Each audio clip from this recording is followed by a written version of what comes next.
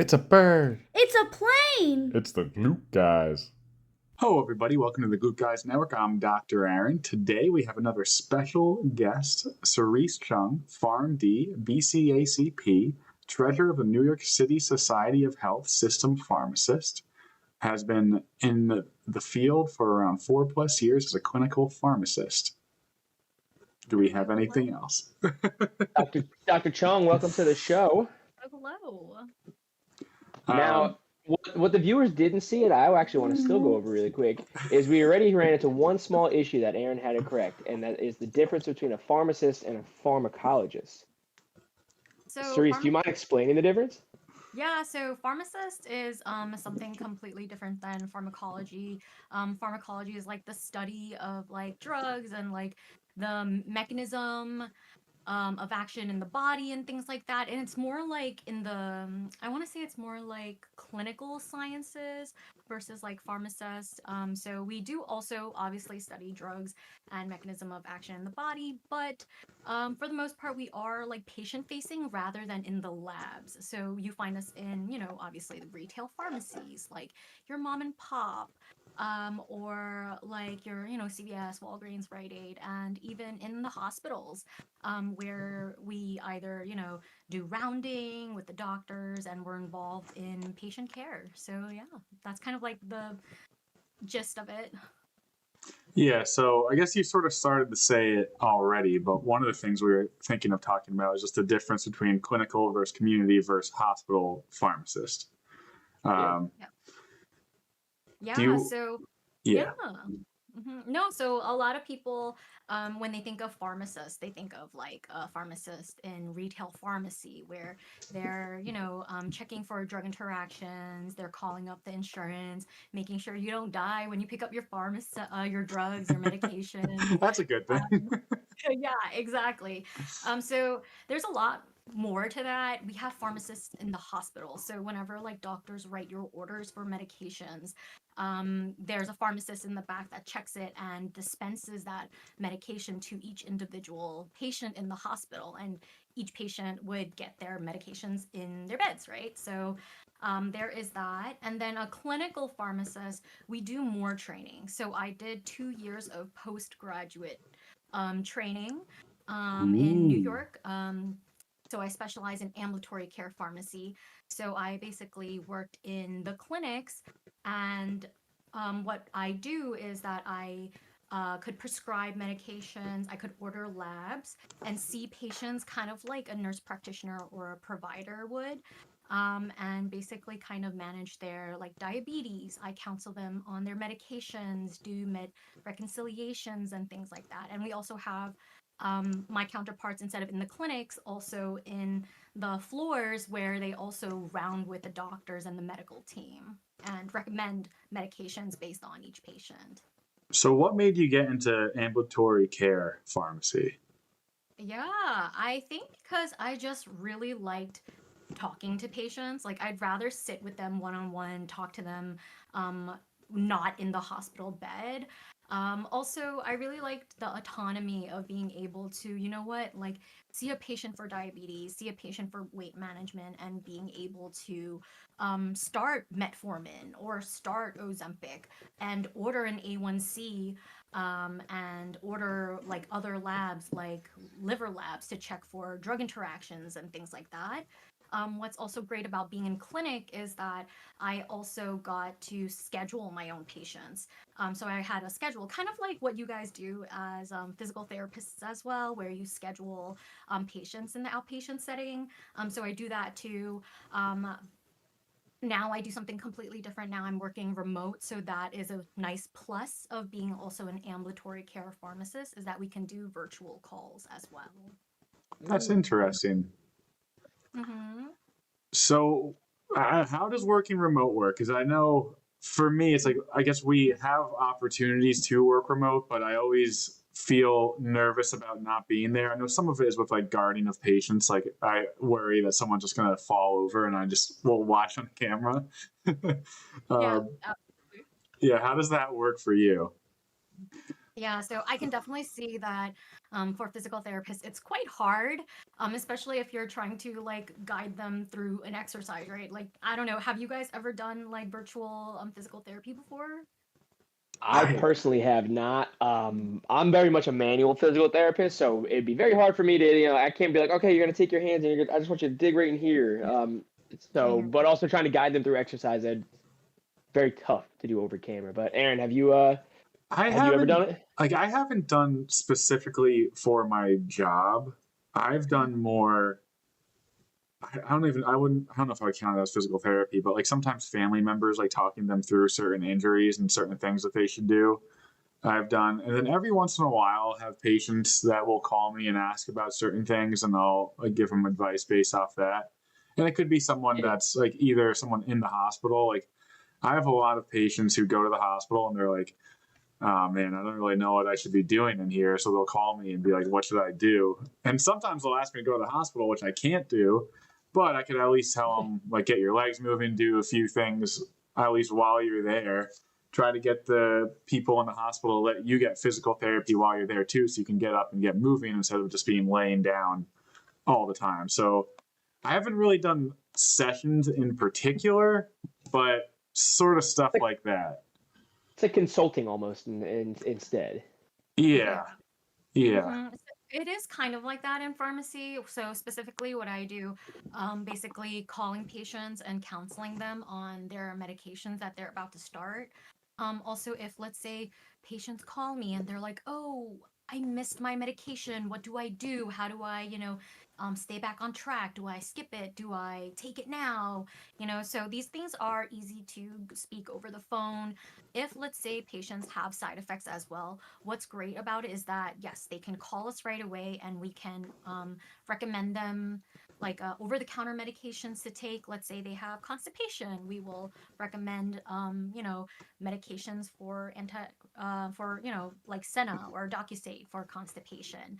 And even let's say in the worst case scenario, let's say it's out of our scope and they need to see a doctor, what we can do is that we can basically give a message to the doctors and give a message to like nurse practitioners and be like, hey, you know what, this patient is having heart palpitations and we're not sure what it is. It is not from medications. Would you be able to make an appointment to see the patient earlier? So that's some things that we do as well virtually. And it's an amazing service to have. And not a lot of people know about that service. Yeah, it's Yeah, actually that's like I could see how a lot of my patients would benefit from it, especially people who can't leave the house too much. And Mhm. honestly, I don't know if I know that much about it either, to be honest. I need to do better with it. But I could see like just from the stuff you were saying already how it would benefit a lot of my patients who like are just in the house by themselves with no one to bring them anywhere. And I like yeah, we do that's try the best we can to get them the proper physicians and everything that they need, but a lot of times it's sort of tough. And not only it's also sort of tough to find someone that's like a reliable person too, because sometimes we have them and it's just like, yeah, this guy will come and talk to you, but they might miss everything that is going wrong. So it's always like a slippery slope trying to find the right people to do that type of stuff. Yeah, absolutely. Yeah, I Um, like the interprofessional like part of it. That's something that I mean, like they always talked about in school, but I felt like you didn't really. I mean, I personally haven't like seen so much, so hearing that like that's what's going on is fantastic, and the fact that like you can have that kind of communication with the doctor to help the patient.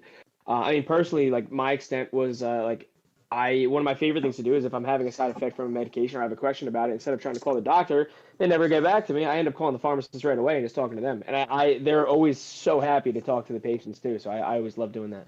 mhm. Exactly. It's hard. Sometimes, patients call the doctors, they're not available, or like in the kind of like the doctor visit, you only have like 15 minutes, right, to get your symptoms addressed or whatever addressed. It's hard to like ask them everything under the sun. So that's where we can also come in as well.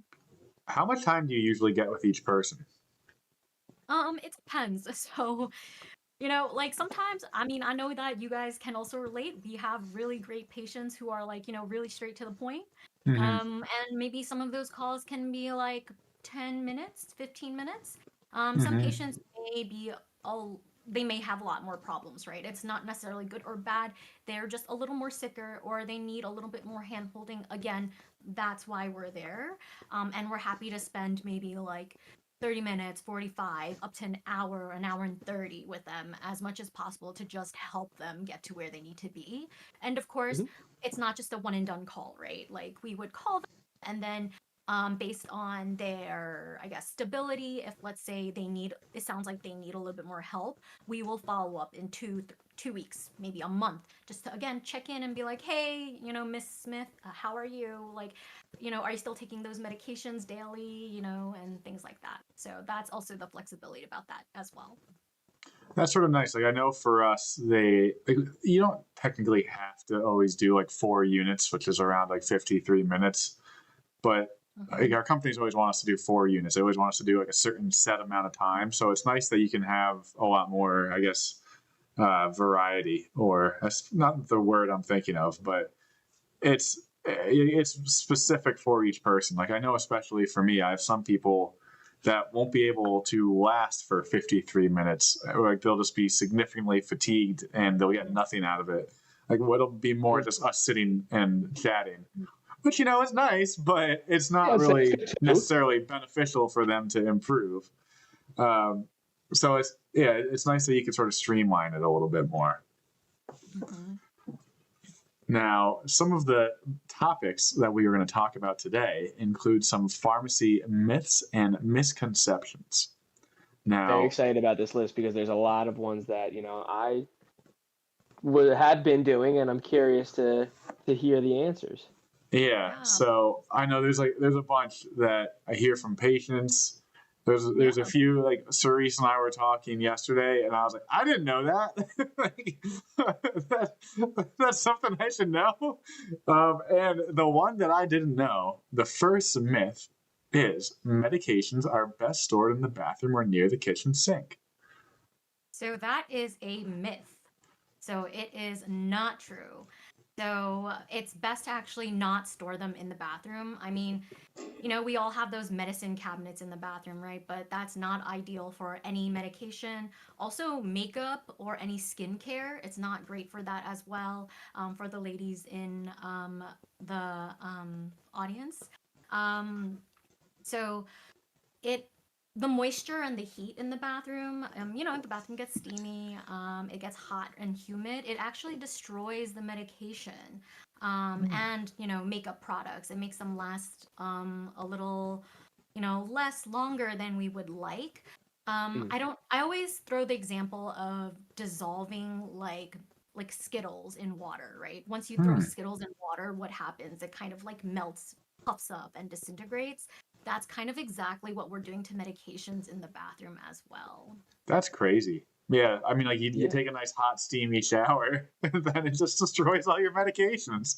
See, that part blows my mind because they literally just labeled it, oh yeah, medicine cabinet, and then it goes in the bathroom.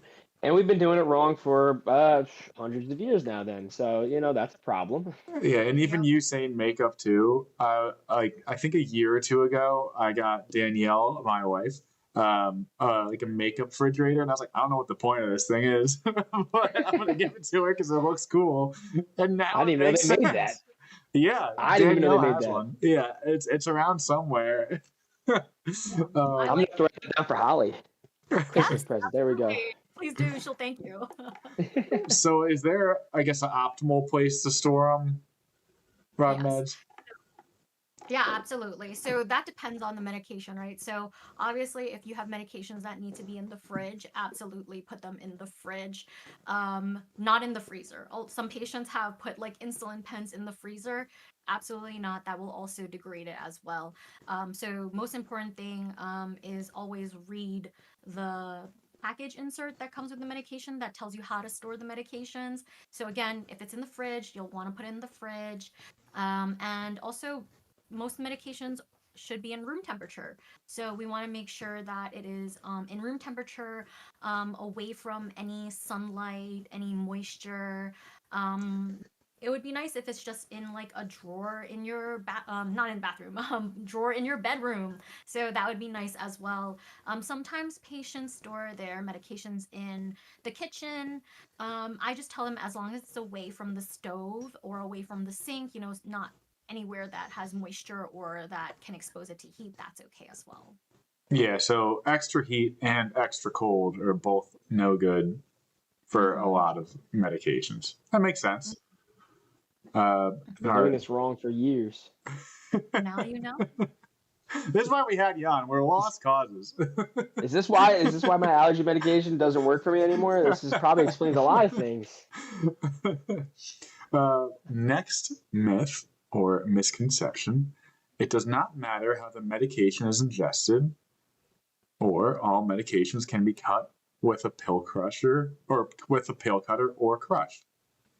Yeah, so that's also a misconception as well. So it really matters how the medication is taken. Obviously, with like injectables, right? Obviously, those have to be injected, right? But there are pills that are not the same throughout the, across the board. So you have medications that are taken sublingually. So what that means is that you kind of take it and it dissolves under your tongue. We want to make sure patients do not swallow those medications. And one of them being nitroglycerin.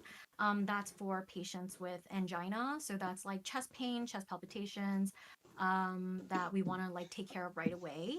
If you ingest it and swallow it, it may not work as quickly, and or may not work at all, honestly. So it's important to hey, counsel patients like you want to keep it on under your tongue, try not to swallow, let it dissolve, and then it's okay because then that way it will work faster.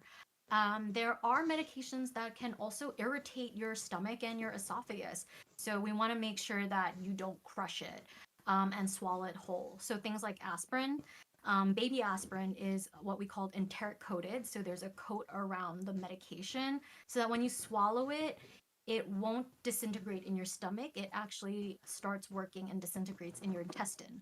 The reason why is that aspirin can actually harm your stomach and cause bleeding. So we definitely do not want that. And then other examples are medications that are extended release, right? So extended release are there for a reason. It's to ensure that it releases slowly over, let's say, 12 hours. If you, let's say, crush it up, it's going to release all at once. And you're going to get all those effects and all those side effects all at once. So that is not ideal as well. So let's say I'm a random Joe Schmo who doesn't have my pharmacist around or forgot my pharmacist's phone number, and I don't know how I'm supposed to ingest my medication. What should I do? If you don't have your pharmacist around? Well, yeah. So, like, is it something that's on the pill container, or what Yep, would we so do for our dumb Joe Schmoes? maybe it's too obvious, but I was trying to create a scenario. It's just you got to just read, Aaron. Yeah. Just read. But what about our Joe Schmoes that don't know what you're talking about? Just like the terms and conditions when Apple drops a new one, you got to read them. You don't know what you're agreeing to. Make sure you read the labels. Take the medication as prompted. No, absolutely. So, again, medications do come with what we call patient package insert. So it's like this brochure, this huge brochure. A lot of people just take it, throw it out, right? Because it's just so many words. But it does say how to store your medications, how to take it, can it be crushed or not, how it's administered. So that's one way. Another way is that actually you can just Google it. I hate saying this, but you can Google it. There are medications out there that are on the what we call do not crush list. So that would be a good reference as well. Let's say you don't have, you can't call anyone, you can't call your doctor, you can't call your pharmacist, but obviously ask your local pharmacist. So I'm what only do you laughing think? Because I've definitely thrown that brochure out numerous times. Yep. I'm like, wow, still mind blown by all of this. All I have to do is read, and I don't do it. What do you I think? I'm guilty as well. I throw it out sometimes too. What do you you have think? the knowledge, at least. I don't have the knowledge. Sorry. No, it's all right. I'll get it out eventually. What do you think are the negatives about using Google? Oh man. I mean, I It's know that's a long answer. it's a blessing and it is a curse, unfortunately. I mean, I'm sure you guys get it all the time too, right? Mhm. Yeah. Tell me about Too your stories often. about Google. I want to know. So honestly, what happens for me is for my patients, they'll come in and just tell me like, "Oh, I Googled X, Y, and Z, and this is what it says I have." And the first thing I say goes, "All right, here's what we're gonna do. From now on, you don't have Google anymore, and I'm your Google. You wait to ask me the questions about it because Google is gonna tell you that your knee pain is just cancer, and let's not assume that it's that. We just twisted it on the basketball court." But yeah, that's the first thing I do. I get some of the wildest things off of Google. So my two favorite stories have to do with the same person. And Oh I boy. had this patient who was great, but her aide was not very clever. So, um, story number one, this one day, my patient's aide comes in and she's like, "Oh man, I'm feeling drowsy. I'm feeling out of it. Like, I don't know why I feel so terrible today." And my patient, being like, like a pretty smart lady, was like, "Oh, what's going on?" And she was like, "I took this new medication. It's a Tylenol. It should be fine." And then she looked at the box, and it was a Tylenol PM. And Mhm. my patient's aide thought PM meant pain management. So Oh. she had been taking Tylenol PM and was not feeling the best because she took it in the morning and Mm. had trouble getting through the day. So, my patient told her not to do that, and she stopped doing that. She figured out PM meant nighttime. The other story that sort of made me laugh, which was actually terrifying, that same aide had diabetes and she was supposed to take insulin. But she had a friend that told her that if you drink celery juice, then you Oh. don't need your insulin anymore. Oh. So a week later, she ended up going to the hospital because her sugar was around 400 and she didn't take her insulin for a week and Oh she was just no. drinking celery Ooh. juice. Um, I Sounds guess like we're it's, entering DKA. yeah, Mhm. yeah. So not the most clever thing. And she's someone that like learned all these things maybe a little bit off Google, maybe a little bit off of friends who didn't know either. And that sort of shows the negatives of, I guess, trying to treat yourself. Yeah. And Aaron, you actually reminded me of a story from when I was a kid, and I had allergies. I still have allergies bad now, but I was taking Zyrtec, and I was in elementary school, so obviously I relied on mom and dad to give me my medication. And every day, wake up, go downstairs, have breakfast, take the Zyrtec, go to school. Couldn't figure out why I was falling asleep in class for the life of me, fighting. I couldn't stay awake. So after like a couple months, we went to the doctors and he was looking at the medication list. He's like, "What are you taking the Zyrtec?" And I go, "I take it right before I go to school." He's like, "That's it right there." So my mom was drugging me for like 6 months. Sorry if you're watching this, mom. I didn't forget. For like 6 months, I was playing school on hard mode, trying to stay awake, fighting a medication that was making me drowsy. Yeah. I mean, yeah, there are pros and cons for sure. Like we have patients who call in saying like, "Oh, like, I saw this like side effect for this medication. It's going to give me like is it going to give me thyroid cancer?" So some GLP-1s, right? I'm sure you guys have looked into it too where there is evidence of some type of thyroid cancer. So a lot of patients do call in for that. And it's great that they're active and just knowing what they take, right? I think it's great. I advocate for patients to, absolutely know exactly what medications that they're taking. So I do have to explain to patients that yes, okay, although it says there's a risk for that, that most of the studies were done in mice and rats, right? So we are humans, we're not mice. There is um, not I don't think there's any cases of reported like thyroid cancer due to GLP-1s in humans. So I can say like, hey, also we check for patients' history, familial history of specific thyroid cancers, and we make sure to not start those medications in patients with that familial history of thyroid cancer. And sometimes patients are like, oh, but I have hyperthyroidism. Is that okay? And I'm like, yes, that is okay to take the GLP-1s. And, and I tell the patients, I reassure them, hey, you know what? It's not like we're, throwing the medication at you and it's one and done and you're off on your own, right? Your basically your physician will continue to take labs and basically monitor for your thyroid, and just make sure that it's not going up, it's not going down. And if there is any issues, again, we do ultrasounds and we can check and make sure that nothing's going crazy. So Yeah, one, we have. oops, sorry, I cut you off. No, no, Um, continue. one thing that you made me think of was how everyone should know their medications. I also think it's just good to have a list of medications when you take them. Like I know for me, a lot of my patients just can't remember all their medications, and it's understandable. Like they have some tough names. So when they have it all written down, not only is it easier for them, it's also easier for other healthcare people. Like I always have to look at like for an eval a list of everyone's medications, and when they have it there, it just makes it a lot more smooth, and it makes it so like you sort of know what's going on a little better. Mm-hmm. And then like But I Aaron, know, don't lie. It is a little fun trying to play that guessing game of, just you're trying to say all these weird Latin terms. Like, does it sound like it's like a meta? You mean metformin? Or yeah, all those ones. well for me, Absolutely. yeah, because I'm in most people's houses or apartments, I can just like go into their med closet and just sort of look at them all. And it's also actually sort of nice when they have it too, because a lot of times my patients won't know all of their conditions that they have. So I can sort of figure it out or get a pretty good educated guess on what is going on um, Mhm. just by looking at their medication list. Absolutely. And it's not just a list of the names of the medication, right? You want the doses. You want Yeah. how it's taken. Because, sometimes patients give me like, oh, I'm taking, I don't know, I'm taking like, I don't know, metformin, let's say. There are many different doses of metformin, and you can take it once a day or twice a day. Like, how are you taking it?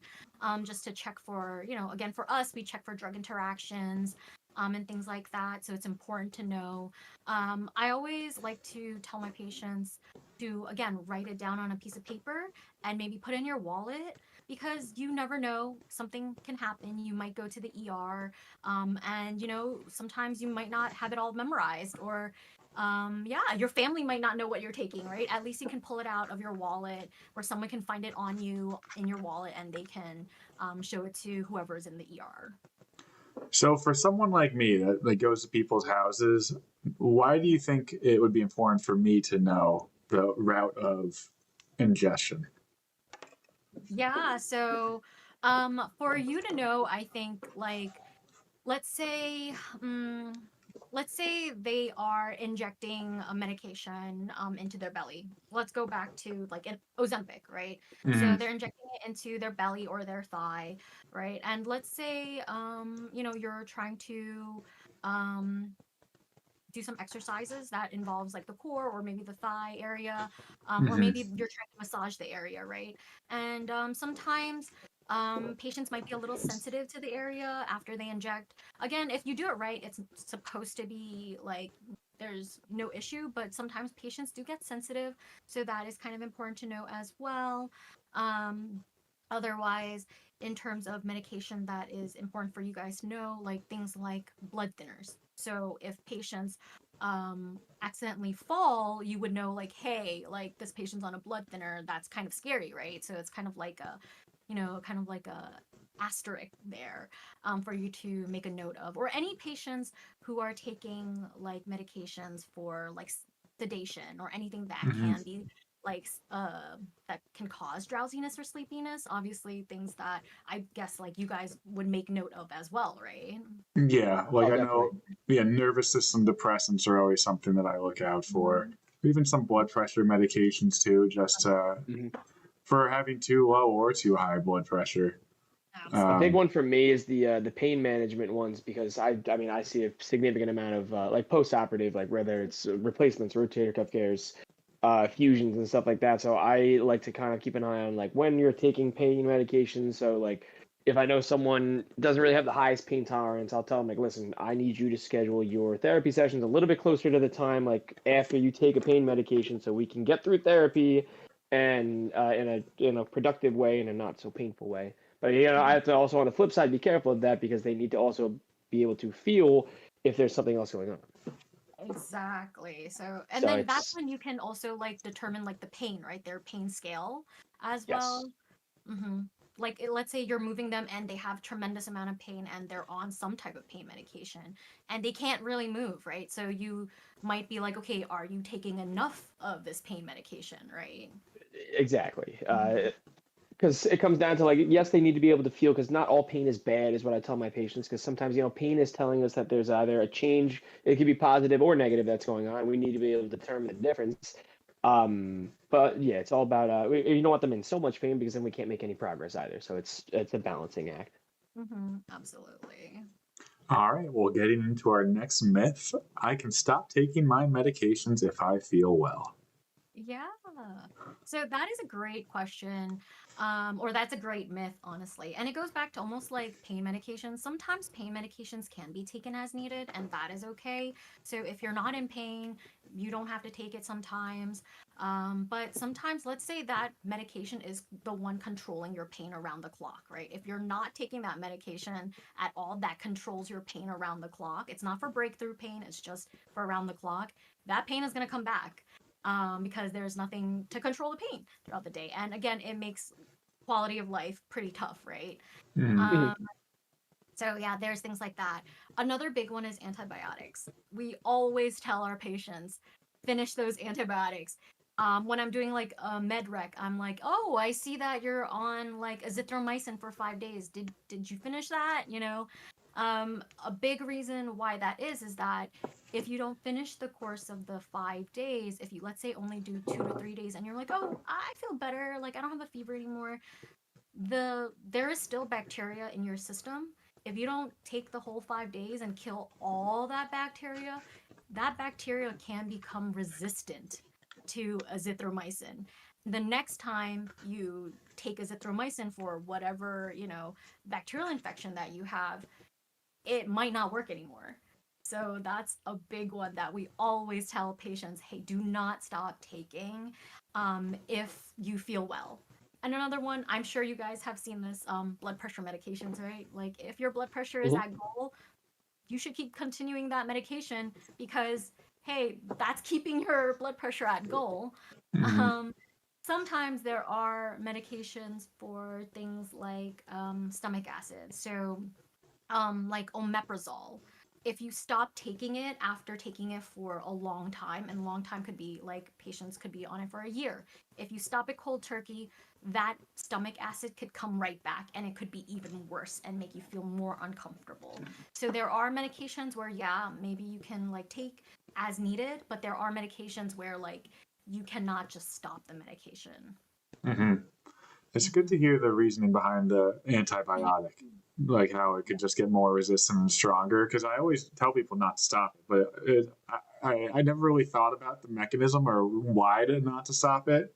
A big one I also see is definitely hypertension or high blood pressure. Like that even happened like last week where a lady was like, "My blood pressure's been great. Maybe I should just stop these medications." And I was like, "No, let's not. That's why your blood pressure has been so great recently." But Yeah. yeah, I see that all the time as far as blood pressure goes. Um, Yeah, I see the antibiotics quite a bit too. I mean, younger me was definitely guilty of doing that too, but older me knows that that's not right. that's why the Yeah, next infection is going to hit you so hard. Absolutely. probably. Let's hope we The get none next of one those could be the anytime soon. last one. Yeah. Let's not say that. That's terrible. I think we're ready for our next myth. Does that sound good? Yeah. I can take my medication with my liquid. Yeah, so it can't be just any liquid, right? So it has to be, most of the time it's water. We definitely want water to be taken with your medications if the medication must be taken with water, or some type of liquid. For the most part, medications that should be taken with food should be taken with food. We also counsel that as well because food makes it work better. So if you take that medication, let's say like that needs to be taken with food, if you take it on an empty stomach, it might not work as well. And vice versa. Let's say a medication that needs to be taken on an empty stomach is like Ribelsis. So that is a medication for diabetes. If you take it with food, it actually does not work as well. So in order to help make it work better, we want to take it on an empty stomach. So there is that as well. Also, sometimes medications that must be taken with food are like ibuprofen, Aleve, Advil. If you take it without food, it can increase the risk of like a stomach ulcer or stomach bleeding. So we definitely again want to counsel that to be taken with food. Also, sometimes patients taking it with coffee or with milk. Milk can actually interact with some medications. So again, definitely want to drive home to take it with water instead. And obviously, without being said, like alcohol, right? Definitely don't take your medications with alcohol. A lot of our Dang medications nabbit. are broken down in the liver. Alcohol is also broken down in the liver. So it just kind of kicks your liver into overdrive and it overworks your liver and it can cause hepatotoxicity. So yeah, and then I'm sure you guys get a lot of statins, right? Like atorvastatin, rosuvastatin, simvastatin, cholesterol medications. Mhm. Those Mhm. cannot be taken with grapefruit juice. Interesting. So Interesting. That's very specific. that is, yes, that is very specific because of the enzymes in grapefruit juice that actually increases the concentrations of the statin medications, and then statins can do carry a risk, rare, but they do carry a risk of rhabdomyolysis. And I'm not sure if you guys have ever treated patients or had patients with rhabdo actually. Yeah. I had like one or two that I had to send to the emergency room because they came in like I'm in such a like incredible pain. I'm like, yeah, what did we do? And they kind of described like the incident. A lot of times it was like overexertion of working out. Like they were like, I was at the gym for like 3.5 hours. I was like, we might have a rhabdo case going on right now. Like this isn't looking pretty. I tried to bend the patient's knee and they were screaming bloody murder. So yeah, that's not a fun one. I Um, I have now not had any rhabdomyolysis. it was like one or two in my when did I Very graduate? rare. 5 years now. Um, but I do have one question because college me is chiming in for a second and just genuinely like curious. We'll call him 21-year-old college me. We'll say that he didn't do this when he wasn't 21. But let's say he wanted to avoid a hangover and the night out of drinking, he got home and he decided that he was going to take ibuprofen after ingesting alcohol with his rugby friends. Aaron, I've how never done such a thing. how bad is that? I mean, it's ibuprofen. I was told that goes to the kidneys, in my knowledge, but So absolutely, you are right. Ibuprofen is broken down in the kidneys. thank So God. you are absolutely right. So I'm not advocating to take ibuprofen with No, neither am alcohol I. at all, but no. Um, I always say, hey, patients are sometimes they're socially out there, they're drinking, having a good time with friends. I'm not going to deny them of that. I will just tell patients, hey, if you're drinking, just take your medications, 2 hours before you drink or 2 hours after you drink. So it takes about 2 hours for the alcohol or medication to get from your stomach into your intestines. So you won't it'll lessen the likelihood of having a drug interaction with the alcohol. So that's my rule of thumb. So, Dr. Gotcha. I Tom, don't don't advocate don't do that either, this but weekend. no, I don't advocate it either. Just saying, younger me was just curious how badly did I damage my liver now? So, going back to taking your medication with food, um, Mhm. does it have to be a solid or can it be a liquid but not just water? Meaning, like maybe not a shake with milk, but like a fruit shake or a fruit smoothie or something like that. So when it comes to food, it depends. So there are some medications that call for a heavier meal. A medication it's an antipsychotic, it's called ziprasidone. It has to be taken with more than 500 uh, calories of a meal. So that is going to be a fattier meal. Some medications need that fat in order for it to be absorbed a little better. So those are some specific cases, or things like Latuda as well needs to be taken with a meal that's like 350 calories. So again, there are more specific medications, but for the most part, for food, it can be, you could eat something and then, or ingest like a protein shake and then take your medication with like a glass of water. Okay, that makes sense. I think we're ready for our next myth.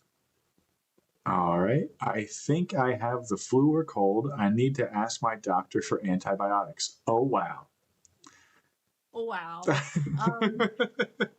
I mean, I was guilty of that as a kid. Like, I'm just like, oh, mom, I'm not feeling well. Do we have any antibiotics? Like, we need to go see the doctor. But for the most part, a flu or a cold it's virus infection. So you technically need antivirals. So bacterial infections are completely different. They are treated with antibiotics. So you can't really treat viral infections with antibiotics, right? Mhm. That does not work at all. So that's really important to know.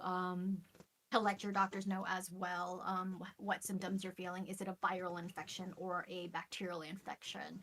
A lot of patients take antibiotics because they have a cold or because they have a flu because they think that that's how it works, right? It works to help with the flu and cold. But unfortunately, first of all, that's not going to work. Second of all, there is side effects with medications, especially antibiotics, what we call collateral damage. So instead of just, let's say, destroying bacteria in your lungs, let's say you have bronchitis, you take a medication for antibiotics, it's not just going to destroy bacteria in your lungs, it's also going to destroy gut flora as well.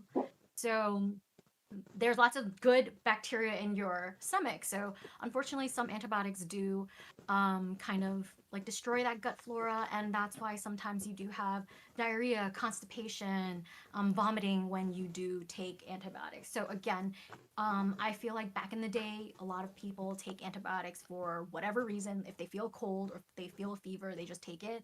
But now we know that that is not the case. This can cause collateral damage. This can cause antibiotic resistance.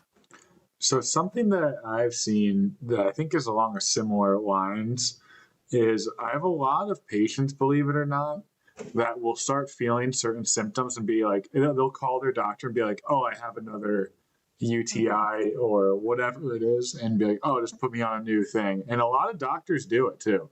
Yeah, It's pretty crazy. And absolutely. yeah, you don't know what it really is when it comes down to it. It could be a lot of things. There's a good chance that it is that thing, but then they get, I guess, more resistant to the medication, and then it gets so they're like, it's really hard to treat when they actually have an infection. Yeah, absolutely. And there are some cases where, okay, like let's say a patient does have recurrent UTIs and it is okay to prescribe a antibiotic for it. If let's say again, the patient's history is this one bacteria in the urine. But sometimes, if you go unnoticed, or if let's say you just, toss a antibiotic to a patient, it can become worse. It could turn into not just a UTI, it could be a kidney infection, which again is obviously not great. So there is that as well. Um, and then there are on the flip side where let's say patients get a urine culture, or let's say their urine comes back, the urine test comes back and it becomes a little cloudy. There are some white blood cells, there are some protein in the urine, and there is some like red blood cells in the urine, let's say, but the patients are not having any symptoms. That's what we call asymptomatic UTIs, and we do not treat asymptomatic UTIs in women because it just kind of resolves on its own. Huh. Yeah, Well, that's good to know. There are different cases for that as well. Mm-hmm. All right, let's get into our next myth. The flu shot can cause you to get the flu. Yeah. Did you guys take your flu shots? I Yes. personally did not.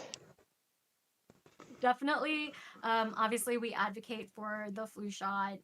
It's better to take it obviously before the flu season. So flu season is about September into May. So there is still time to get it if y'all want to get it. My But my building got hit pretty hard with the flu this oh, year. Yeah. oh, definitely. I feel like some of my friends are actually they still have like the flu is going around too. They actually have the flu right now. Yeah, so our building this year got the neurovirus first, then the That flu. one was fun. I got that one, Aaron. I don't know if you got it. That was a I, great one. I think I got the neurovirus too. I lost 10 pounds in 48 hours. It was great. Yeah, I just Advice, exploded. it was not great. Yeah.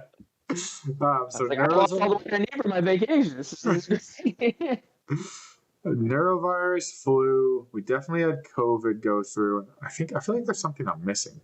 But this year, I feel like we got hit pretty hard with like everything you could think of. Like anytime Absolutely. you heard any outbreak, it's like, oh yeah, it's in the building, and it was rough. It seems like people are coming out of it okay, but there's definitely people that did not. That's for Yeah, sure. absolutely. I feel like I got hit pretty hard with all the things as well. I got norovirus twice. I got Ooh. COVID twice, I think, this year. It's crazy. Um, but again, the flu shot is for the most part inactivated kind of like parts of the virus. So when you get it, you absolutely will not get the flu. A lot of patients think that they get the flu because it takes about 2 weeks for the flu shot to actually work in your body and for your body to develop that immune system to the flu. So there is that again that window period of 2 weeks, right? If let's say I want to say for the most part the flu is kind of heaviest in the holiday times like November, December, and that's where a lot of patients end up getting their flu shot during that time before they see family members, right? And um they get it maybe before Thanksgiving and then they see everyone, then they get the flu and they would blame it on the flu shot. But again, I always tell patients, hey, it takes about 2 weeks for the flu shot to work. So you probably are still in that window time and you probably got the flu during that holiday dinner that you were at. So I always, again, advocate for patients to definitely get the flu shot before the holiday season so that at least you're protected for that whole entire flu season. Mm-hmm. That's Yeah, I smart. mean, it does make a lot of sense to get the flu shot. That's Yeah. for sure. Like the flu's been I around for just so decided this long. year to face it head on Mhm. and forgot to get it. So just, Life gets in the way for sure. yep. Absolutely. I feel that. Knock on wood, I haven't gotten the flu yet. There was one point where I was getting COVID every 6 months, and I think I was just trying to collect every strain possible. Mhm. That was an adventure and a half, but I actually had Yep. I had another patient last week that got COVID, and like he called me like the day after I saw him, and was like, oh, "Oh, I had COVID," and I was like, "Oh, well, I darn it. guess I'll go test myself now," and I was fine. You know, it turned out great. Feel fine, feel good. Yeah, Um, uh, fantastic. I got COVID twice this year. I don't know why. I don't know what happened. yeah, I think it's tough They with our were home. jobs. Oh yeah. Yeah, it's just the amount of people sometimes we see in a day too. It's just like, yeah, you know what? I'm gonna get everything they get. I know you just said that, but I already just was not thinking about it. And I was like, yeah, it makes sense. You know, pharmacist, is going to get COVID. He, is it from Mac? No, it's not. He's okay. It's funny because he's the one seeing patients, right? But I get COVID and I'm symptomatic and I test myself and it's like that red line pops up after like not even like a minute, okay? And he's like, fine. He has no symptoms and he tests himself and he's negative. And I'm like, how? Yeah. So I don't know. I Got don't know some what I good need. genes.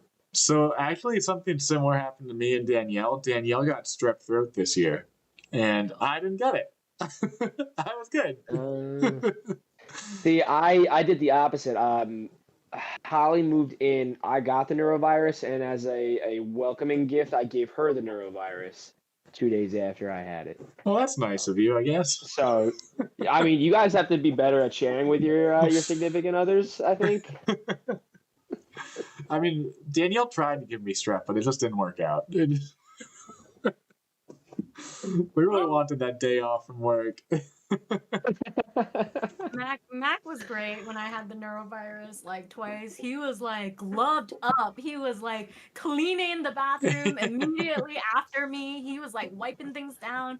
He was almost like wearing like a hazmat suit. Like he was like PPE'd up. Like, yep. Yeah, Kind of a I Tyvek suit going right up there. I could see Mac doing that. That's for sure. In our next myth, it's better to buy the brand name than the generic. Yeah. What do you guys have you had patients who are like, oh, I prefer this, it works better, things like that? I don't think I've had this problem that much.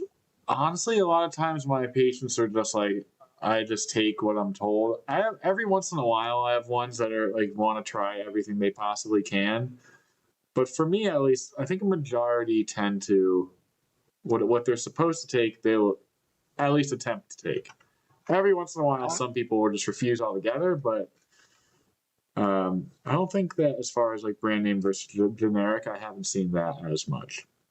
So I personally used to just be like, oh, like I'm not gonna spend money for the brand name. I like the generic's the same thing, purely because I see the active ingredients. I'm like, oh, that's medication. But now knowing it's the inactive ingredients that the stuff can actually kind of, I mean, correct me if I'm wrong, interact with the active ingredients differently compared to like what the brand names are.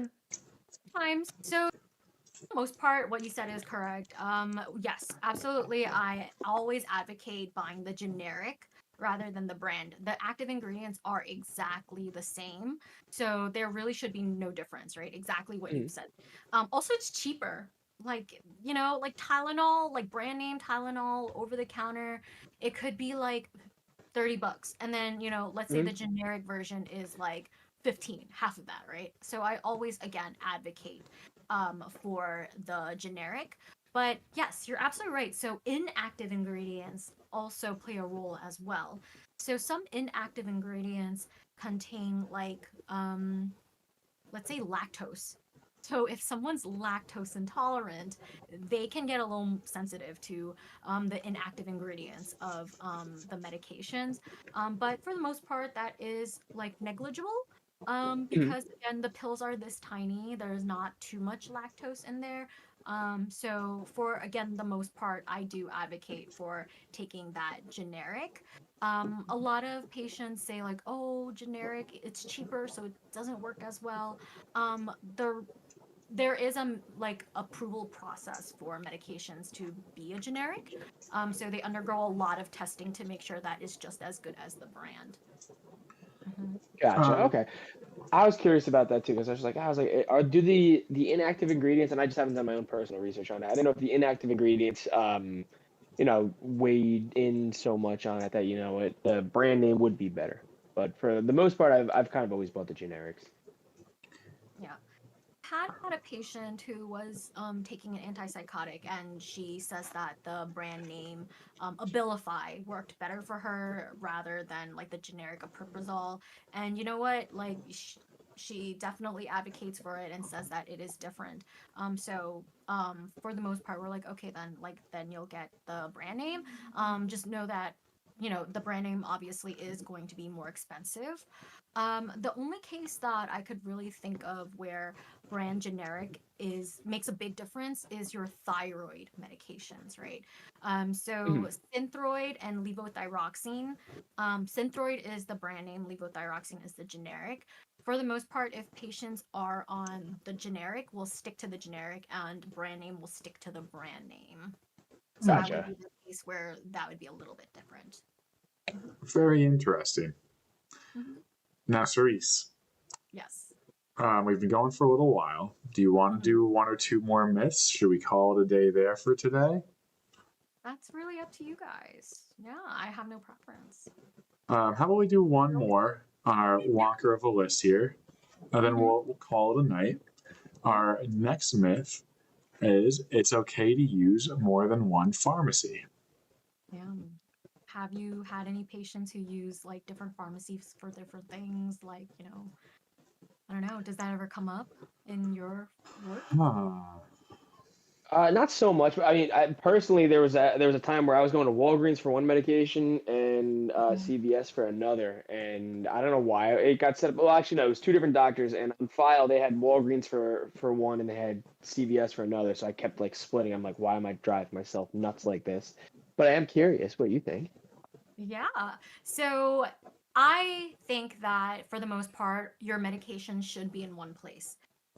So the reason why that is because there is a pharmacist checking the medications for drug Yep. interactions, right? If I don't have a complete list of medications, I won't know, hey, like this interacts with that other medication, right? So medication A in Walgreens versus medication B in CVS, like they have a drug interaction and I would not know about it. So I do advocate for patients to stick with one pharmacy. Also, hospitals, when we discharge patients or when patients get admitted, we do like medrecs, so medication reconciliations on the patients. We do call up their pharmacies and we do ask the pharmacies like, hey, what is the patient med profile? Let us get all of those medications so that we could restart them in the hospital. And if obviously, if we only have one pharmacy on file and not all the other ones, it's an incomplete list. And it's almost like a guessing game. So, again, trying to stick with one pharmacy is definitely the best. Hmm. Good to know. Makes sense. A lot of fun facts for the day. Yeah. I think with that, we'll call it a night. Any or last remarks from anybody? Thank you for having me. This was really great. It was really fun, and it's really nice talking to both of you, and obviously having your perspectives on all these things. Yeah. Yeah, you Yeah. can see how much we don't know about all this stuff. Yeah, I was about to say like thank you for coming on because like it was an educational piece not only for like the viewers but also for me and Aaron, and I'm now sitting here like as we're going through topics I'm like if you kept seeing me make faces I'm like oh crap I've done that, oh shit I've done Yep. this, oh no Yep. I've done that, like this is not, yeah, I'm like okay I've been messing up pharmacy for a very long time now. Yeah, but I think in the long run, it definitely helps, like with our own personal practice being better with our patients. It's also probably good for other people to hear that never think about this stuff. Like we said, one of the first myths we talked about today, the don't store your stuff in the bathroom. I never even thought about it. No one ever I'm told gonna me rip not all to my store it. medication out of there now. Yeah, I got to move Danielle's medicine cabinet now. I gotta go buy Holly a makeup refrigerator. Like there's there's a list of things to do. Yeah, we got a lot of stuff from this. But thank you very much for coming on. We would definitely like to have you on again. And with that, we will call it a night. All right. Thank you, Cerris.